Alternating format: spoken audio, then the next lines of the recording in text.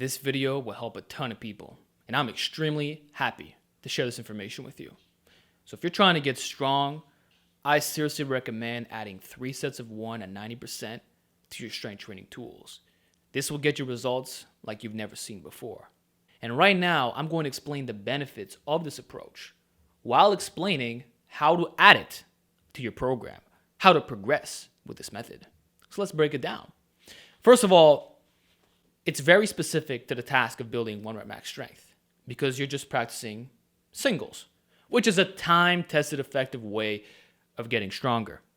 Now, the difference is that it's strength endurance. It's 90%. However, it's still heavy enough to produce a good amount of carryover, not only to your 1 rep max, but also to reps of 3 and even reps of 5. The benefit of 3 sets of 1 is that it allows you to go very, very heavy in a specific way while not negatively impacting your recovery. In fact, many people use 3 sets of 1 as an anti-ego lifting strategy because there will always be good bar speed when you're doing singles at 90%. You don't risk failure in that way. You're also teaching yourself how to perform the lift in the most effective way possible, getting very good at doing singles. So that's a simple explanation on why this works very well. Now, how do you add this to your routine? There's a few different methods. I personally recommend doing your 1 rep max first.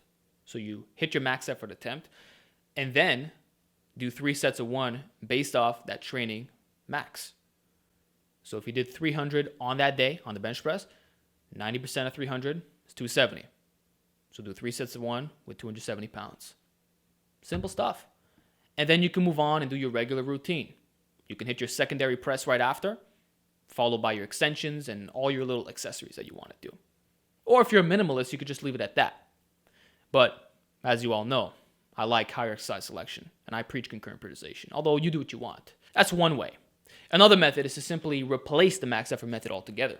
A lot of guys don't want to be doing heavy singles, going at 100% balls to the wall. And they also don't want to do 95% because it's very close to hitting that true 1 rep max and people are just scared of it for some reason. Or maybe one day they're just not up for doing a heavy single, but it's their intensity workout. So in that case, this is where 3 sets of 1 comes into play. Replace the max effort method for that, and then definitely do your secondary press and your accessories right after. So it's a great replacement for 1 rep max attempts, and this is highly recommended if you're an older individual. I know there are a lot of powerlifters who no longer use the max effort method. Instead, they do singles with higher sets, higher percentages. So this is a great way of building your strength, again, without impeding your recovery. Now, what if you're someone who trains like me, use concurrent periodization? How do you add this to your routine? Pretty simple. Same rules as before, but now you have exercise rotation into the equation.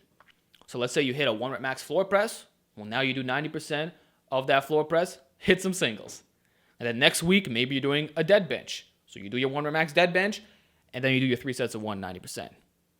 Or if you know what your PR is beforehand, so a week ago you tested your dead bench, you know exactly what it is. Well, now you don't even have to do the max effort method.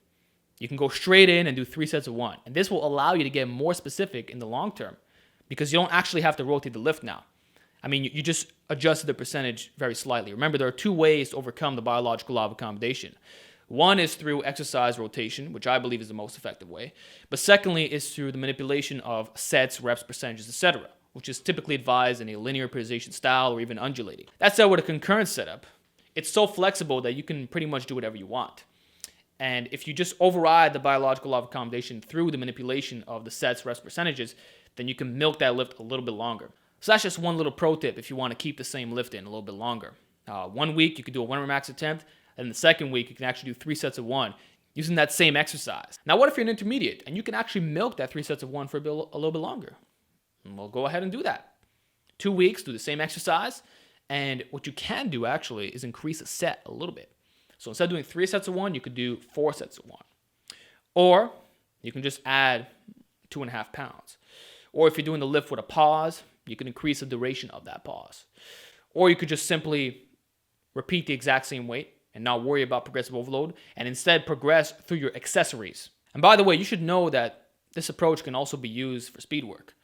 So instead of doing 90%, you do something like 65%. And instead of doing 3 sets of one, well, now you can do 5 sets of one. So keep in mind that singles can be used in a variety of different applications. And also, you can use it for multiple movements. It's not restricted to the bench press, deadlift. No, you can use it on pull-ups, overhead press, a ton of effective compound movements. I'm using this myself on pull-ups. Like, I mainly do it for pull-ups and bench, but I can guarantee you that this will have a variety of applications on other lifts. So that's all there really is to it. It's a basic introduction.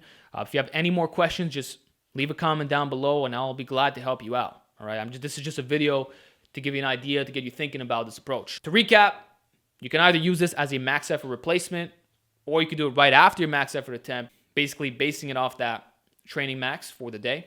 And if using concurrent periodization, you could pretty much do this year round because you have no restrictions in that way. So you can do 3 sets of one year round, and the way that you'll get away with this is through exercise rotation. So those are the basics of it. You got any questions, let me know, and I'll be happy to help you out. So I think this technique will really change the game for you, as it's been doing for me.